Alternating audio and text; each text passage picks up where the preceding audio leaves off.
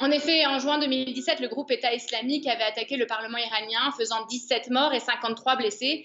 Depuis ce matin, le nombre de victimes ne cesse d'augmenter. Les autorités ont annoncé 29 morts et près de 60 blessés. Une dizaine de gardiens de la révolution et de militaires de l'armée ont perdu la vie, ainsi qu'un journaliste et, selon les médias iraniens, un enfant de 4 ans qui se rendait à l'école.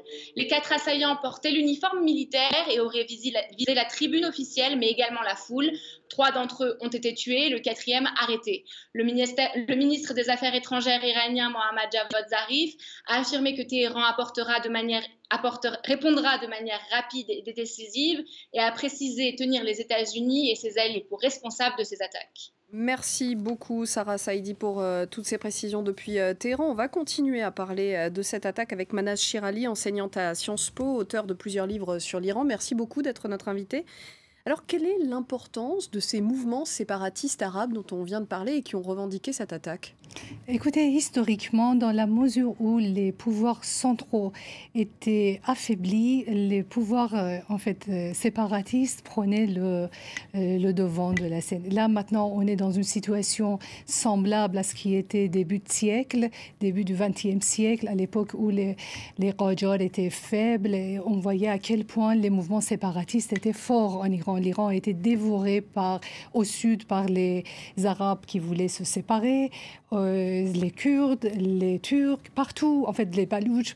Et une fois que le pouvoir central de Reza Shah est venu et il a pris le pouvoir et il s'est installé d'une manière très très forte, là, tous ces mouvements se sont calmés et l'Iran s'est unifié. Donc ça, c'est vraiment propre à l'histoire de ce pays. À chaque fois qu'il y a une faiblesse de pouvoir central, ce sont les mouvements séparatistes qui prennent le devant et ils s'affirment de cette manière. Alors, le gouvernement iranien accuse un régime étranger soutenu par les États-Unis. Clairement, il ne fait pas de cas de la revendication du groupe État islamique, il ne la croit pas, en tout cas. Et oui, c'est très étrange, en fait, cette revendication de l'État islamique, parce que vous savez, l'État islamique n'a aucun, en fait, sympathie de la part des Iraniens. Les Iraniens détestent le Daesh et ils ne savent absolument pas. Enfin, c'est très étonnant, en fait, cette revendication. Et moi, j'ai beaucoup de doutes que ce soit l'affaire des Daesh, des agents de Daesh. Ça, c'est vraiment très étrange. Alors, Téhéran non plus ne le croit pas, visiblement. Le chef de la diplomatie iranienne, donc je le disais, accuse un régime étranger soutenu par les États-Unis. Les gardiens de la révolution étaient beaucoup plus directs. Ils ont directement accusé l'Arabie saoudite. On sait que les tensions en ce moment sont fortes entre l'Iran et l'Arabie saoudite. Est-ce que cette attaque, qui rajoute à ces tensions, elle peut appeler une réponse de l'Iran ?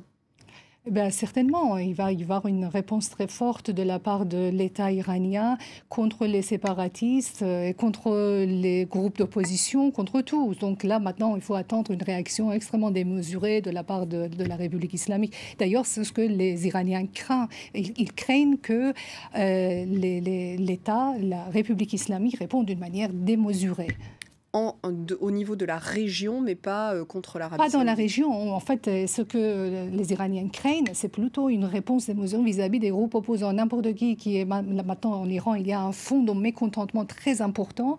Les Iraniens sont vraiment désespérés pour plusieurs raisons et sur plusieurs lignes. Alors là, maintenant, ils ont peur que la répression tombe sur eux, alors que ça, vraiment... C'était pas nécessaire. Régional. Voilà, exactement. C'est encore un problème de plus dans la vie des Iraniens. Revenons sur ces groupes séparatistes. Ils ont été au moins 2 à revendiquer cette attaque. Ils sont divisés, même en leur sein, ce mouvement, entre plusieurs groupes militaires armés différents et rivaux. Oui, absolument. Ce qui donne en fait à voir, c'est plutôt ça. C'est-à-dire qu'on voit une cacophonie entre les revendications, mais c'est un événement catastrophique dans le sens où, si par hasard la revendication de Daesh est correcte, c'est que Daesh est en train de pénétrer à l'intérieur des groupes séparatistes, et ça, c'est vraiment une très très mauvaise chose pour le mouvement démocratique des Iraniens. Et vous pensez que le groupe État islamique pourrait trouver un intérêt à s'allier aux séparatistes arabes de cette région du sud de l'Iran ? Je doute fort et je ne le souhaite pas, mais vous savez, en Iran, on peut tout attendre. D'accord. Merci beaucoup, Manaz Shirali, pour votre analyse. Dans le reste de l'actualité,